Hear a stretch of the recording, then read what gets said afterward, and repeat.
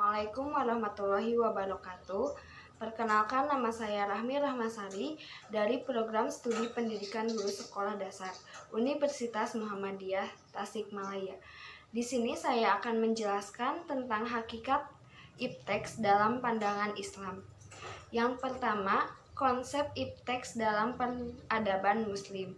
Salah satu jabatan termulia manusia selain sebagai hamba Allah sebagaimana diamanatkan oleh Allah Subhanahu wa taala ialah pengutus manusia sebagai khalifatullah dalam Al-Qur'an surat Al-Baqarah ayat 3 yang artinya, ingatlah ketika beriman kepada para malaikat, sesungguhnya aku hendak menjadikan seorang khalifah di muka bumi.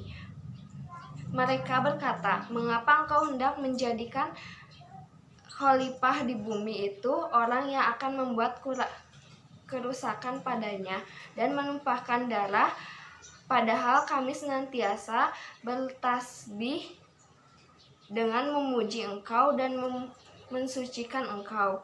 Tuhan berfirman, sesungguhnya aku mengetahui apa yang tidak kamu ketahui.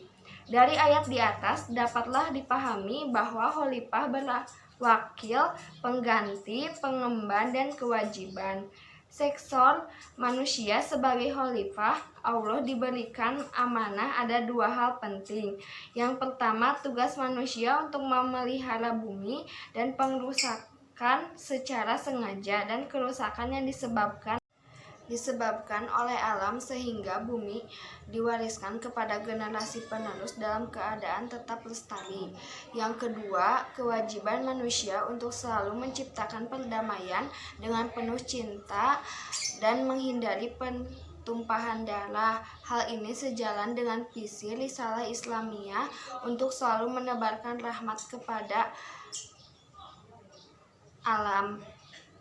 Menurut Harun Nasution, tidak tepat anggapan yang mengatakan bahwa semua ajaran agama bersifat mutlak, benar, dan kekal. Di samping ajaran yang bersifat absolut, benar, dan kekal itu terdapat ajaran-ajaran yang bersifat relatif, yaitu yang dapat berubah dan boleh diubah.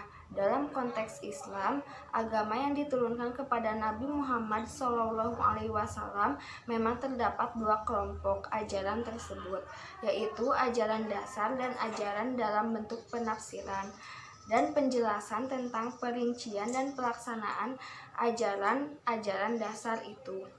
Hakikat ipteks dan sudut pandang Islam yaitu pengkajian terhadap sunatullah secara objektif, memberikan kemaslahatan kepada umat Islam, dan yang terpenting adalah harus sejalan dengan nilai-nilai keislaman. Yang kedua, hubungan ilmu, agama, dan budaya. Ilmu adalah pengetahuan yang diperoleh dengan cara tertentu yang dinamakan metode ilmiah. Pengertian pengetahuan lebih luas daripada ilmu. Pengetahuan adalah produk pemikiran berpikir, merupakan suatu proses yang mengikuti jalan tertentu dan akhirnya menjadi kepada suatu pengumpulan dan membuahkan suatu pendapat dan pengetahuan.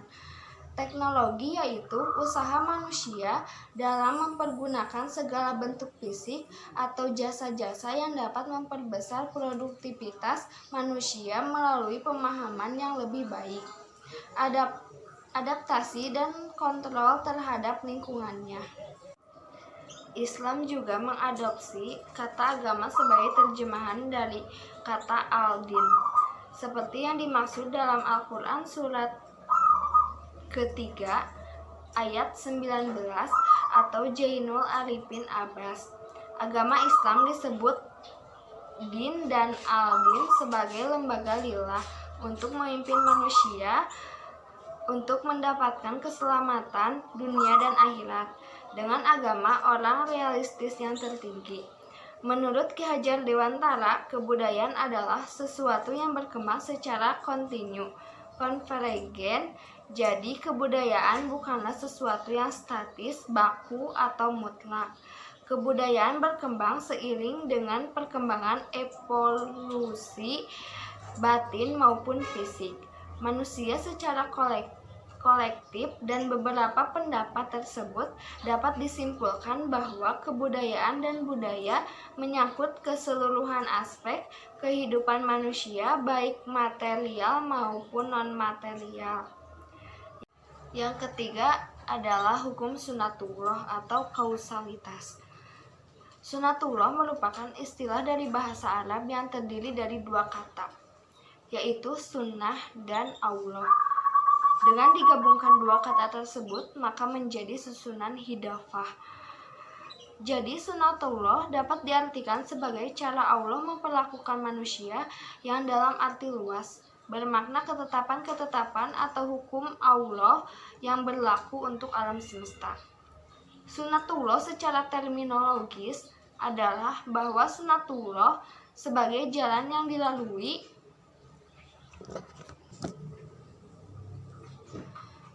dalam perlakuan Allah terhadap manusia sesuai dengan tingkah laku, perbuatan, dan sikapnya terhadap syariat Allah dan nabinya dengan segala implikasi nilai akhir di dunia dan di akhirat. Sekian penjelasan dari saya. Mohon maaf apabila banyak kekurangan. Wassalamualaikum warahmatullahi wabarakatuh.